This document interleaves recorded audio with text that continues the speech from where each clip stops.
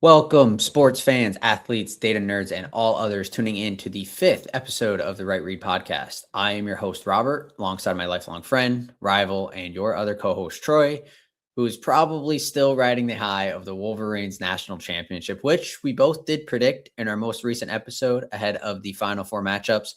But I know there's probably not too many others that are as excited or I bet you are. Yes, that game, UConn, Michigan. Now that was quite the game. I had to say, I coming out of that game against Arizona, dominating them the way we did. I was like, going in that UConn game, I was feeling really confident. Like, this might I be a bet. similar type of game. But then UConn, came out and kind of sucked us into playing their type of ball. And Yeah. that's kind of what scared me that whole game was.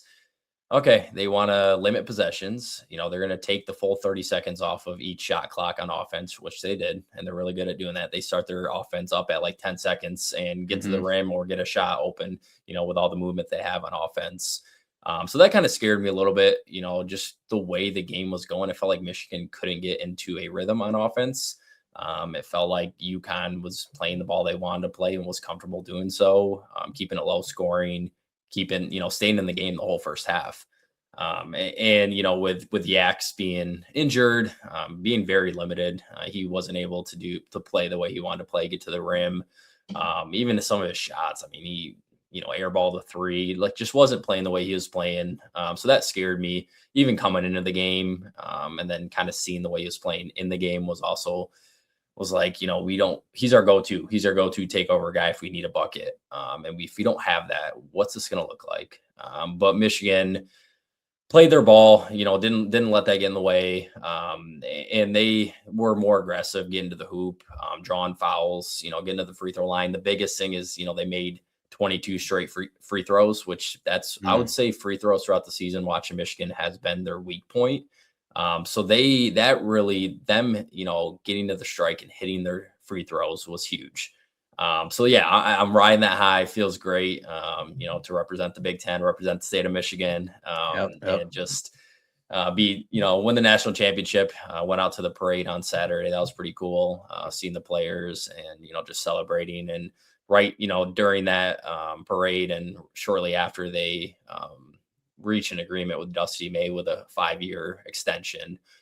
So Oh. he'll be coaching Michigan through 2031, which is great. So lock him up as much as some of the other schools wanted to knock on the door, or NBA Hmm. teams knocking at the door.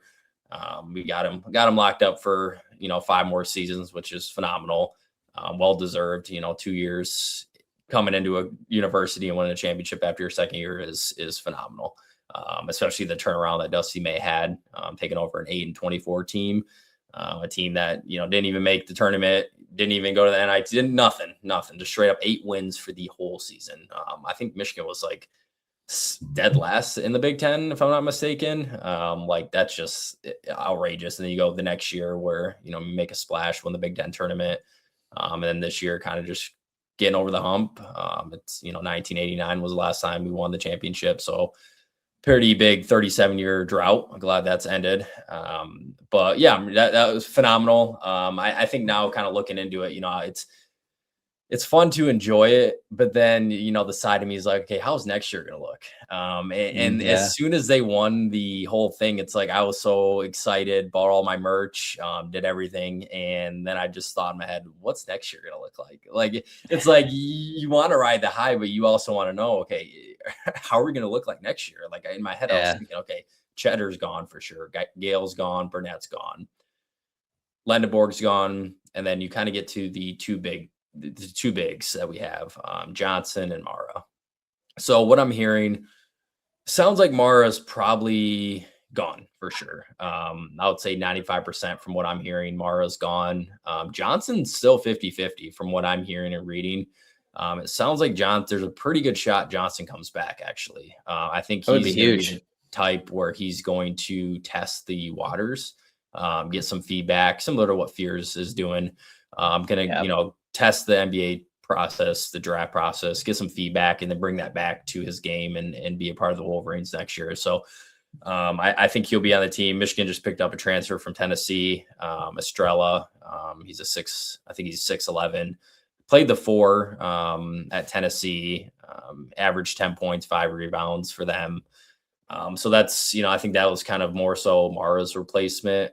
I think they just won't play as big as, their 7-3 center that they did with Mara. They'll probably just play, Johnson, Estrella, 4 and 5 spot, however you want to interchange those two. But they're also looking into it. We have, the number one or number two recruiting class coming in. We just picked up, a top 10 player out of high school. So reloading through the high school way. And then the transfer portal, I think we're right in there with Juke Harris from Wake Forest. He averaged, 22 points a game at Wake Forest.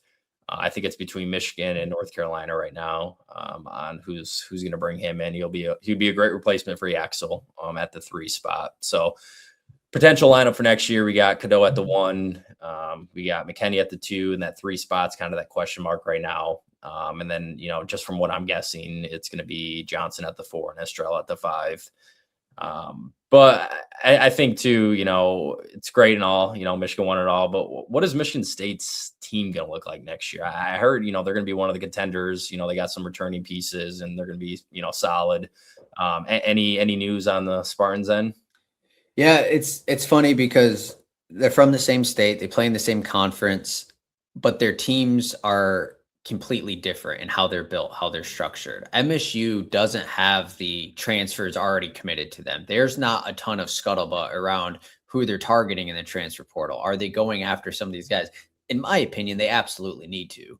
Their biggest need in the transfer portal is a defender, rebounder, and scorer from the post. Just a really good post big, because we're losing Jackson Cole and Carson Cooper, who honestly, for some of our games this year, just completely carried us and probably had some of the best 4-year developments I've ever seen in college basketball. Coming onto campus as freshmen, couldn't do much other than run a few minutes out there and just get used to the game speed. Their senior year, they absolutely took off. They deserved a better ending to it than what they got, but ultimately the team couldn't pull together for UConn.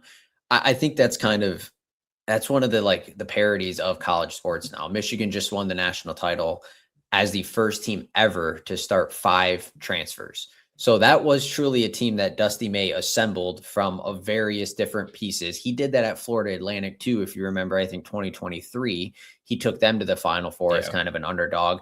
That team was full of transfers kind of as that era was starting. So he's very much been at the front of it. He's been the innovator in this space. He knows how to spot talent. He knows how to get that talent to work together. And I'm not surprised that you got Tennessee transfers coming in. You're eyeing up Wake Forest transfers. The recruits are the big story for me. I thought that was going to be Michigan State's bread and butter going forward. Izzo's getting, I think, 4 4-stars coming in next year. I'm really excited about that. I know a lot of Michigan State fans are, but then Michigan goes ahead and signs, a 5-star from California, and they're getting other, these transfer portal kids and everything, and they're going to reload. It's not even rebuild time. It's not, oh my gosh, we're losing 3 or 4 contributors to the NBA or to graduating. They're coming back, and they're going to keep reloading. And I think if you win, you have the Michigan brand, you obviously have the Michigan money. Who doesn't want to go play for that, And so I think that's a tough thing that Izzo's competing against right now, because he likes to do it old school. He wants to get kids in year 1, build them up for 3 or 4 years, get them to really understand how he wants the team to play, how to handle themselves. And as much as I love that, it hasn't led to a championship in a while. It's led to plenty of Final Fours and plenty of great runs. But it's going to be tough, because he's going to be definitely on the other side of the realm in terms of where college basketball is transitioning. So in terms of individual players, we got the 2 bigs I mentioned that are leaving. That's going to be the biggest need to address in the portal. We do have a great 4-star center coming in, Ethan Taylor. I think he's going to be okay, but freshman big under Izzo are historically not typically ready to play. Jaren Jackson Jr. was. He obviously has made a career in the NBA, but it's not easy to play for him at any position as a freshman. Jeremy Fears, you mentioned, he's testing the waters in the draft. He declared for it, but it's my expectation amongst most others that he's just getting feedback. What does he need to work on the next year or two? I think he's probably like 75th on team's draft board right now. So no chance that he's going to get Yeah. drafted, in my opinion. Come back, work on a few things. I fully hope he is there for 2 more years, playing out the rest of his eligibility. If he is, I think he has a decent shot at breaking Braden Smith's assist record in NCAA, just given the last 2 years and what he's done. Hopefully they surround him with some better shooters, but it's going to be pretty quiet from the Michigan State transfer side of things. They're going to rely on the return of Fears, Carr, Jordan Scott, who was a freshman last year, and then kind of fill in the gaps with maybe some role playing transfer portal guys, but none of the high end like difference makers, I think, just because that's not Izzo's style. Yeah, I think when he tests the draft waters, they're going to be like, dude, you're playing the perfect game for the NBA with looking for fouls, similar to Shea Alexander. You know, you're doing that right, dude. Now you just got to get your mid range. Got to get the jump shot down. Yeah, that's probably gonna be the biggest thing for him. But the biggest, I want to go back and highlight just one thing real quick that I thought of. Everyone's so quick to just say that Michigan was paid for, and Dusty Mays is paying for all these players and whatever, like the way it is, that's the only way that we're going to win is if we, pay and get all these transfers. But like the biggest thing you got to think about. So I'm looking back at last year's roster. You have Mara, who was a bench player at UCLA, barely played. You have Johnson coming off the bench, barely played for Illinois, came in as like a 6-man role. Like Lendeborg was like the one player, that was proven coming into the school. But like when you're going to the transfer even portal, to your point, he was proven at UAB, right? It's not like he was a Kentucky transfer or a Duke transfer coming in like that everybody knew was going to be. He dominated at a lower level, at lower competition. So it's not like he was like that guy, And that's the thing too. It's like, I don't know. That's just the new way of college, and it's going to be that way. Like, regardless, if you go out and you get a whole lineup of transfers, you as a coach still have to find a way to make it work. Like, it doesn't matter if you have, all this talent come in, you have to find a way to have them all work in your system and play together as a team. So I saw that a lot on Twitter and just reading through it. It's like, yeah, you can say what you want, but there's at the end of the day, you still have to win. You still have to compete against great teams, and teams that have played together. Honestly, have a better chemistry together, had years of playing together. So I think Dusty deserves more credit than what he gets outside of the Michigan fans and kind of the outside fans that just say he bought his team, bought not built, all this crap that came up. I think that overall now it's just like you can't say that he won a championship. He built that team up. They weren't star players at their respective universities. They came in and found their role, found their spot, felt comfortable in their role, and flourished under Dusty's system. So that's kind of a big thing I wanted to hit on because I do see Michigan State. I think they're making a splash with Alabama center. He's from Detroit. I think it's like Sherrell or something. Where Michigan State's in the mix for him for the center spot. But yeah, I could definitely see Michigan State. I think every school, your top schools, they're going to grab a few transfer porters. It might not be your big top 10, names that Louisville just picked up with their point guard and center spot, but you got to find even some just key bench players. Like even just like think about Michigan, like, they need like a Cheddar, but like a Cheddar that's going to come in and actually score the ball and do a few things. Cause this year the fall off was insane, but you got to have depth. You got to, cause injuries are kind of just given in basketball. You're going to have, who's going to be the next man up. You got to have a bench. I'd say you got to at least have 8 deep. You got to have at least 8 deep. For sure. Can't be rolling 35 minutes a game out of your people that, you get to that 30-minute mark. And I think, productivity kind of slows down a little bit for some of these players, but I think even like an underrated aspect of that, of playing the same guys for so many times or for so much time in a given game, is the other team learns how to defend them and learns what they're going to try to do. I think I noticed that a little bit with Acuff and the man from VCU who was lighting it up. They played so many minutes that eventually and fatigue obviously could have been a factor as well, but you start to learn how they're going to play or even the certain sets. And like, okay, I know when they're setting up this particular way, they're going to try to get this corner shot or they're going to try to get them on a dribble drive. And so when you can throw in, like, to your point, 8 guys out there, then the coach starts to have to think, okay, what this is Cheddar in here now. Oh, wait, no, it's McKinney in here. Okay, no, Yeah. Burnett's actually in the corner now. Oh, wait, no, they got 3 big guys on the like it just changes the strategy, the game plan, and everything when you have so many guys to throw out there. And I think that's obviously one of the strengths Michigan had this year, and Michigan State.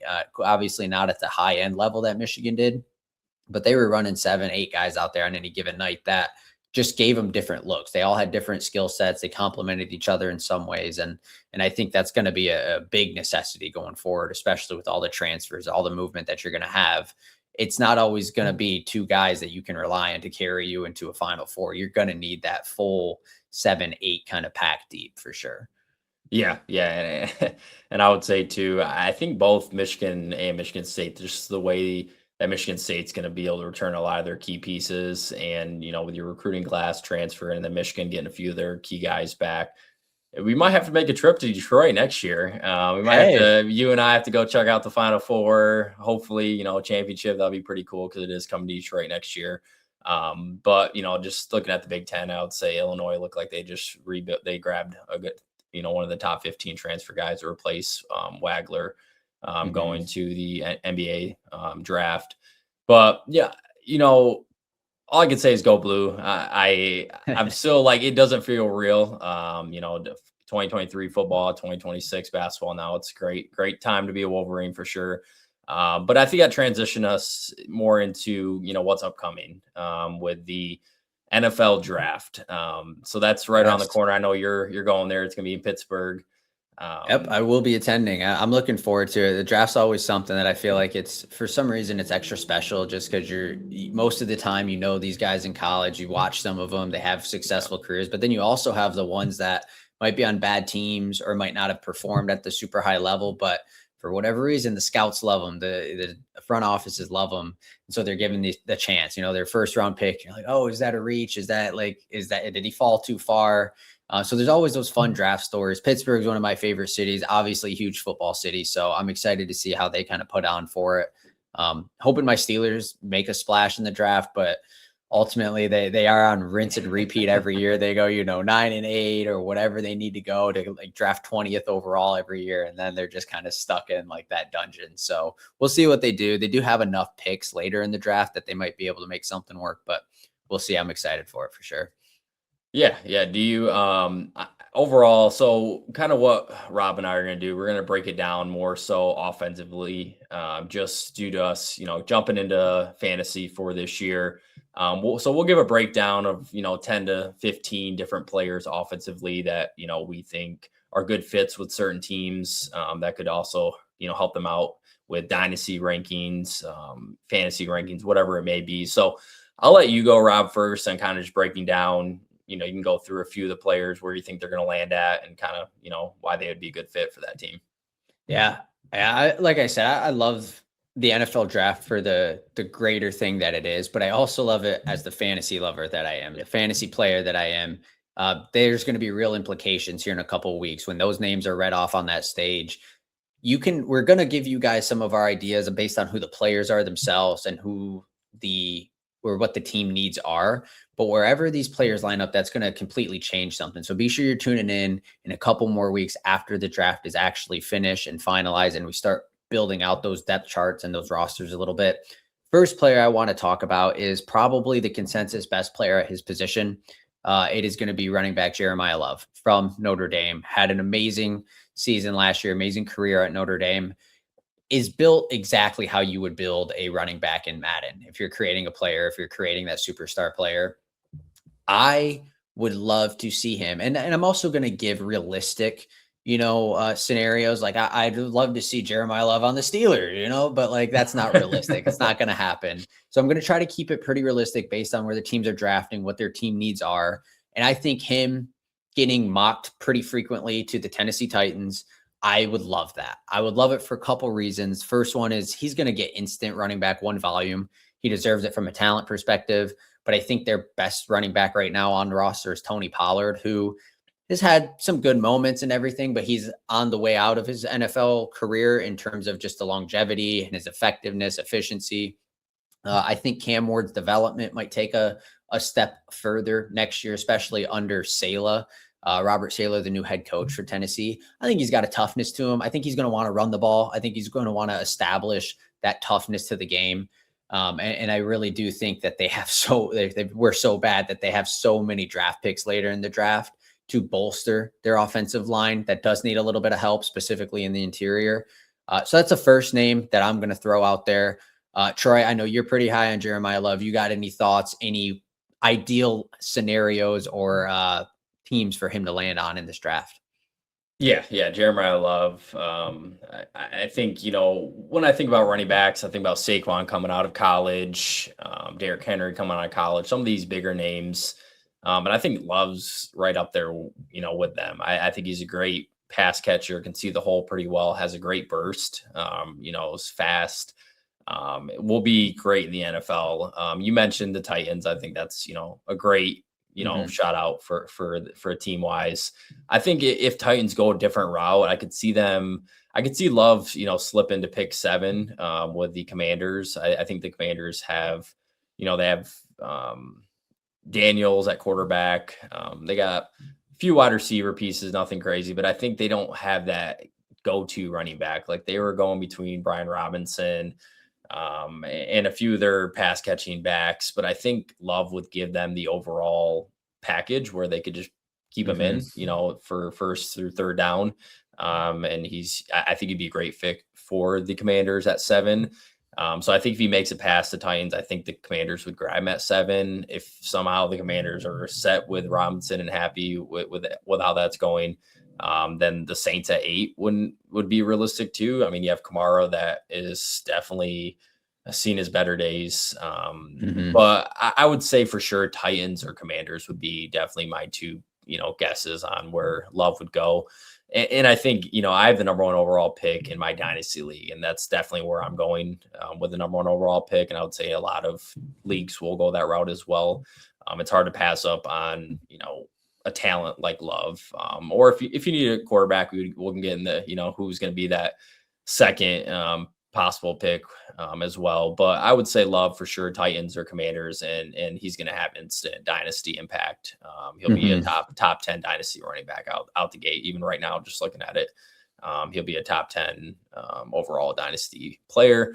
And then going into that second pick, I mean, overall, it's a quarterback. It's, he's going to go number 1 overall to the Raiders with Fernando Mendoza.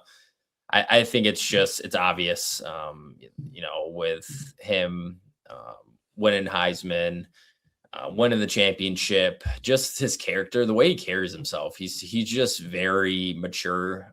He's NFL ready, that. You love hearing that term coming out of like the combine and everything. He's like NFL ready. He could step on a field. No, he's not going to light it up like prime Peyton Manning or Tom Brady, but he's going to be able to carry himself and run an NFL offense. So I agree with that completely.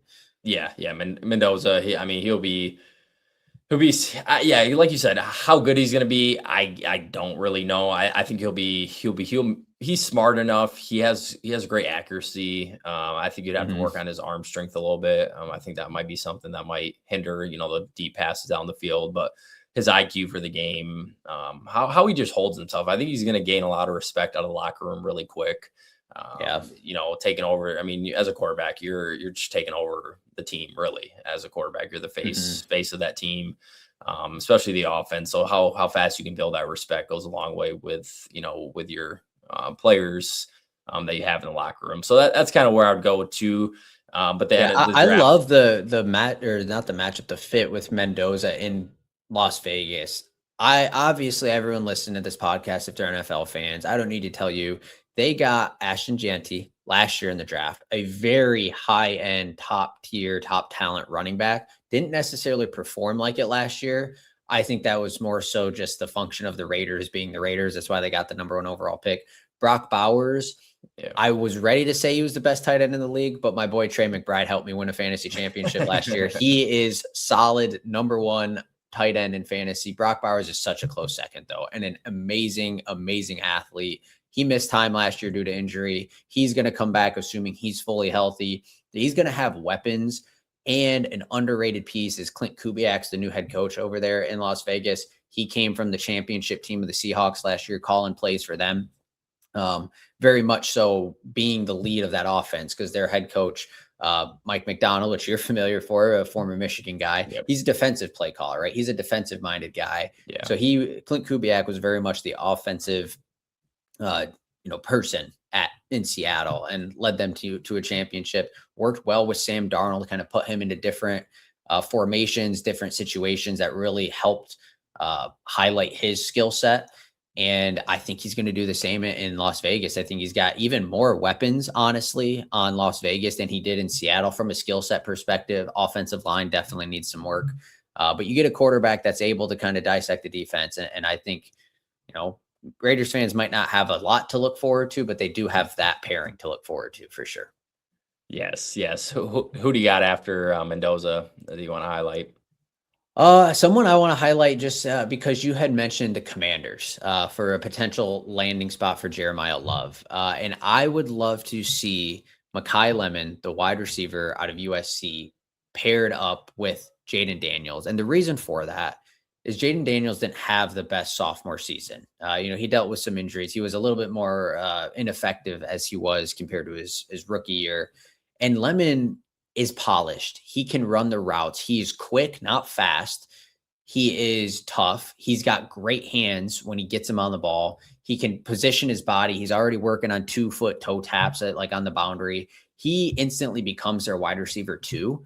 And they still have Terry McLaurin, who is a decent wide receiver. But I think a hot take is if Mekhi Lemon ends up on the Commanders, by the end of the season, he could be their wide receiver one in terms of targets. Volume, targets being that, even touchdowns, just yards, because of how fast he can get open and the toughness that he plays with. He truly, I don't want to make like the Puka Nacua comp because that just feels like it's a little bit too crazy, but he plays like him. He's going to get open quick. He's going to catch the ball if he gets his hands on it. He's going to be tough. He's going to run block, which is a big thing. I would love to see him paired there. I don't necessarily think that means he's the best wide receiver in the draft. I think there's kind of, it's up in the air. I think depending on where all these wide receivers go, that's what's going to determine who I'm going to target the heaviest in our fantasy drafts. But I think Mekhi Lemon in Washington with the Commanders, with Jaden Daniels, who is a proven quarterback, might not be coming off the best season, but he can definitely run in an efficient, dynamic offense. I would be excited to see that pairing. Where do you have Mekhi Lemon in terms of your rankings for some of these wide receivers in the draft? Yeah, so I think it's right now, I think it's Tate Lemon. I think Tate is the best, and it's not like a far and clear cut best, but I would say Carnell Tate a little over Lemon. So kind of looking at the draft board a little bit, you have the Chiefs at 9, where they still, Rashee Rice is like their number one. But if they can get a dynamic receiver at this spot, that would be huge because running backs off the table now. They signed Kenneth Walker. That needs filled. And just looking at some of these other teams, like I'm looking at the 11th overall pick with the Dolphins. And I think this would be a good spot for either Tate or Lemon to fall into as well. The Dolphins. Are you excited about a wide receiver in Miami right now, though? They don't have anything going for them on the offensive side of the ball. They got the defensive coordinator from the Packers is their new head coach. So, and maybe it's going to happen. It can definitely work. I just think it might be the most realistic fit for some of these guys, but it's not exciting from a fantasy perspective. I don't get excited about that. Yeah, no, I see. And that's the thing too, I gotta be realistic on where I think they're going to go. And that's, going to hinder, fantasy wise, their potential. So if you either have a Tate or Lemon going to the Dolphins, yeah, I'm definitely not going to be overly thrilled or having to be like, I have to have this guy. But let's say one of those two go to the Chiefs. Then it kind of just shifts into like, okay, I got to get a grab of one of these guys late in a redraft league or early. It's going to be early regardless in a dynasty league. So in dynasty, you look at these players, these top receivers, you got Tate, Lemon, Tyson, Omar Cooper, Boston, some of these receivers that it doesn't matter because it is dynasty. But if we're talking redraft, yeah, you got to kind of look at these receivers and see what team they're going to be going to. So I would say I could see Tate going to one of those. I know the Giants as well, with Neighbors. He's coming off an injury. That's definitely their number one receiver. But after that, you have Wan'Dale Robinson, who's more of like a PPR merchant. So I would say having a Wandale solid. actually left. He's with the Titans this year. Is he So with the he's on the Titans? Titans team. Yeah. So Gotcha. they lost Wandale. I feel like they still got Sterling Shepard, who is kind of fills that role as like a wide receiver 3 type of guy, Yeah. or and I would like Carnell Tate in New York, selfishly as a fantasy player, I can care less about the Giants as a team or if it leads to team success, but Jackson Dart's proven, Malik Neighbors is proven. Hopefully Cam Scatabo can rehab. That was one of the worst injuries I've ever seen in the NFL. Hopefully he can rehab, bounce back. He's proven. Put Carnell Tate out there, who I think actually is a nice compliment to how Malik Neighbors plays in terms of his style. I would love to see that. Right now, I think Carnell Tate's getting mocked to the Cleveland Browns. I couldn't be less excited about a pairing because Shedeur Sanders is not the guy. Dylan Gabriel is not the guy. They can re-sign Joe Flacco again. He's not the guy. I think they got Deshaun Watson. I don't know if he's ever going to play again or if he's even going to be good. I don't know what that situation's like, but it's not going to be good. And so Carnell Tate's going to be a generational talent. He's great, whatever. If he goes to Cleveland, throw it all out the window because he's going to just turn into someone who you maybe take in like the last round of your fantasy drafts because you liked him at Ohio State or something. So I wouldn't be excited about it. That's kind of how I'm feeling things will go. He's going to stay in Ohio, I guess. Doesn't have to move too far from home, but it's going to be unfortunate if that's where he lands or any offensive player for that matter. Yeah. And that's the biggest thing you look at it. I think we're talking top offensive prospects to go high in that first round. You'd have, Love, Mendoza, Tate, and Lemon. And yeah, from a fantasy perspective, it really just depends on what team they're going to. So, I think Tyson would be that third receiver off of the draft board. I think it's going to go your top 3, Tate, Lemon, Tyson. And it all depends on how the teams evaluate them too. Because you could think Tate's going 1 and then, Tyson's off the board first. So it just depends. But yeah, the intriguing teams are definitely, the Chiefs at that top. I mean, having 9th overall pick is the Commanders having the 7th pick. But like the rest of the teams, it's like from a receiver standpoint, I wouldn't be too thrilled on them going there. So jumping into Tyson, for some reason, I think he drops a little bit just based on, injuries and, can he stay healthy? And that's just for each team to evaluate. So if you go further down the draft board, I know the Rams, they have Puka and Devontae, but how much longer will Devontae play? Do they want somebody to kind of just, go under their wings and kind of develop them? Devontae would be a perfect mentor to develop a young receiver if they go that route. But I think with Tyson, that would be a good fit. It just really depends on how far some of these players fall because it is wide receiver heavy compared to running backs. I mean, you look at Jeremiah Love and, after that, there's a pretty big gap after Jeremiah Love. And the receivers are you can kind of grade them and critique them on kind of their fit and how they play into your offense. So after Tate and Lemon, what's your kind of mindset with Tyson or Cooper or Boston on kind of some good fits for them? Yeah, I think just based on some of the stuff I have seen from Tyson, I like him as much as Lemon. Like just in terms of if you got to have one guy on your team, who do you want? I think I would put them pretty equally. I think even honestly, Denzel Boston, I would put in that conversation. Kind of like you mentioned, they're a little bit on the even playing field after Tate, but even Tate, I mean, he was overshadowed at Ohio State by Jeremiah Smith. And I know Jeremiah Smith's going to be the number 1 wide receiver taken next year and definitely a generational talent. But he's not exactly Marvin Harrison coming out. And he hasn't panned out yet. N'Keal Harry was a really big, fast, strong wide receiver a few years ago. He didn't pan out so much. So it's giving me these feelings of like there's not that super high end Jamar Chase, Justin Jefferson type of guy who's coming out that you absolutely need to get your hands on. I would love Jordan Tyson in the Rams offense because Sean McVay is an offensive guru, right? That's well established. Yeah. Stafford as a quarterback is the best quarterback to have for wide receivers, period, in fantasy. You know, he's led Megatron to his super record-setting season. He led Cooper Kupp to his. He's now led Puka Nacua to whatever he's done the last 3 or 4 years. Devontae had a stellar season last year compared to what people thought he was, kind of on the downward trajectory of his career.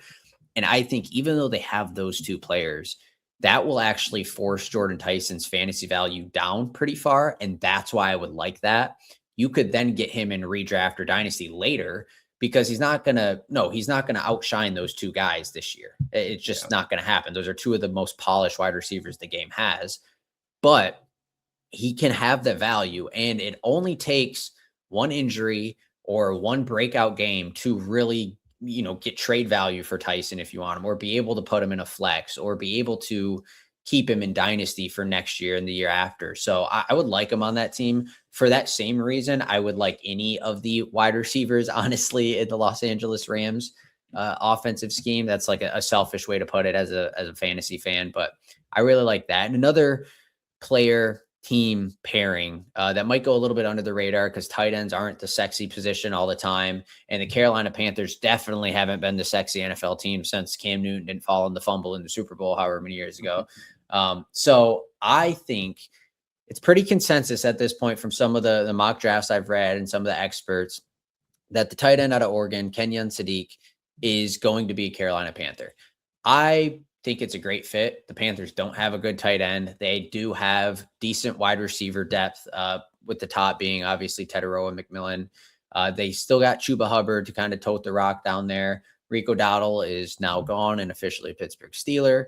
So they might have to fill in that gap too, but definitely not in the first round. I like Kenyon Sadiq in Carolina. He's an explosive athlete. He is honestly testing better than some of these wide receivers in terms of speed, explosiveness.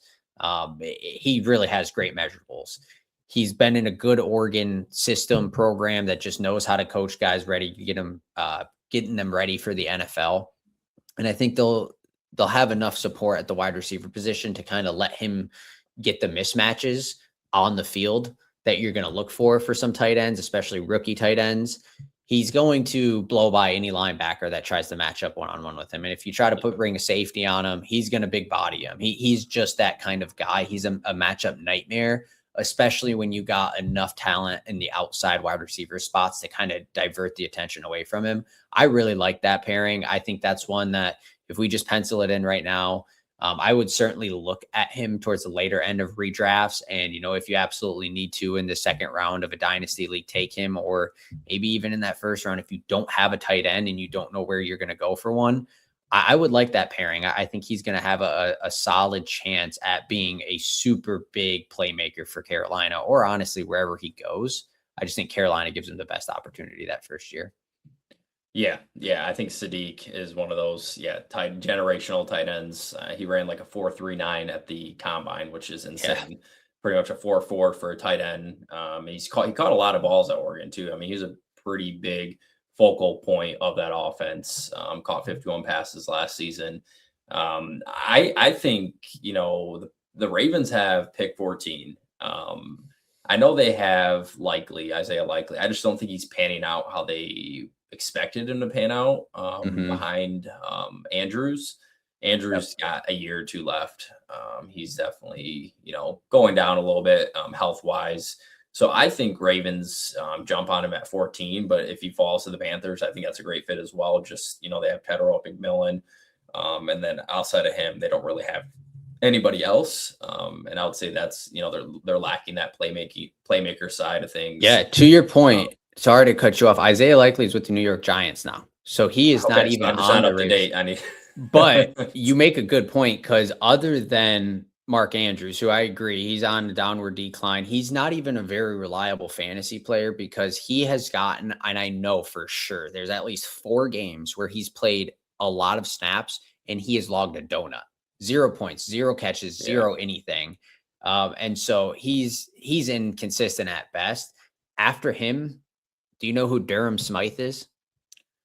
Yeah, yeah. I don't. I have no clue who he is. Sorry to any of his family watching or any He fans of the Ravens. I have no clue who he is. a key bench player for sure. Yeah, So but they need to booster that spot, yeah, especially Sadiq. they're Yeah. riding with Lamar.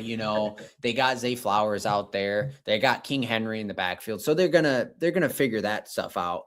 I kind of like it actually. Now that I'm looking into it, I like the pairing of Kenyon Sadiq in Baltimore. Hate it as a Steelers fan because they don't need any more good. It can be bad, and I would be great. I want them to be like the Browns, but that's a good shout out for him to land in Baltimore. Yeah, yeah, no, I think it'll be a great fit, especially now more knowing that likely is not even with them anymore. They do need a replacement for Andrews and someone that Mhm. I mean Sadiq would have a good year to learn behind Mark Andrews. He wouldn't have to be thrusted into the starting tight end position. Maybe when they run two set tight ends, he could be out there. But yeah, I think that would be a great pick for the Ravens. We won't break down, some of these other receivers. I think we broke down, the top three Yeah. receivers, running back, We'll quarterback, do more of the the number breakdowns, one. after they get drafted, after Yep, we see some of their landing spots, we'll be able to yep, kind of map out what that more realistic draft is going to look like, both dynasty and redraft.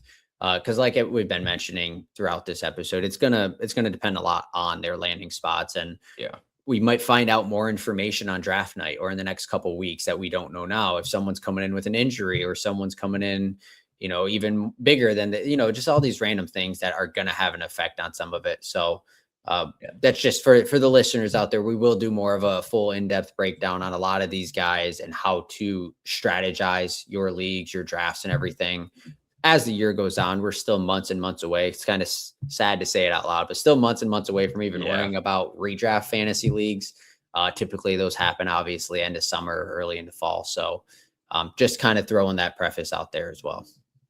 Yeah, yeah, fantasy can't come soon enough. I'm excited to give the fans a little breakdown of some rankings we got, especially leading into the later half of the summer to get everyone prepared for fantasy. But yeah, on our next episode too, we'll be able to fully recap the draft a little bit more for you guys on exactly where each player went, kind of some dynasty implications, especially to get you ready for your dynasty drafts, your rookie drafts. That should be coming up shortly after the NFL draft that takes place.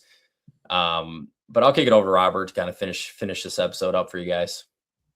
Yeah, one more player and team that I got to go with, my Pittsburgh Steelers. We don't really have a quarterback right now. Aaron Rodgers is playing us like a puppet. We don't know if he's coming back. We don't know if he's off into the forest doing his little relaxation trip that he's got to do. We got Mason Rudolph on our roster. He can be a good backup. I don't want him starting games, I think but the only thing I can think of Mason Rudolph, I'm sorry I had to interrupt real quick, is yeah, when he got in his that head. fight with